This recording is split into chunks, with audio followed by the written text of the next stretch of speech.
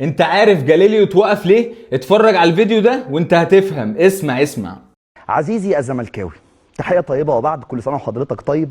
بعد ما ضربت الفسيخ زي حالاتي كده، أدعو ولو بتاكل رنجة برضو إنك تجيب فنجان قهوتك وتقعد في بيتك باشا على الأريكة تتفرج على إيه يا عم جاليليو؟ اتفرج على ما يحدث، لأنه أمر في غاية المتعة. بمعنى وضح لي، هوضح لك.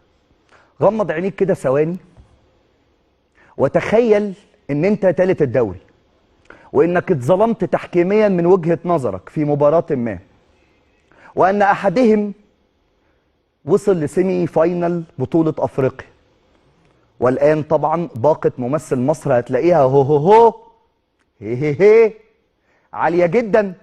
مش هتلاقي اي مكالم تحكيمية، مش هتلاقي مكلمة وبكائيات. والله العظيم يا جدعان جاليليو ده جاحد، وطبيعي جدا ان هم يوقفوه على الوضع ده بيكربجهم يا جدعان، بيجيب من الاخر اقسم بالله. فطبيعي جدا لازم يعملوا معاه كده، مش بيتكلم بصوت الزمالك وبيحط عليهم وبيكشفهم، فلازم يوقفوه يا جدعان، بجد لازم يوقفوه. كمل.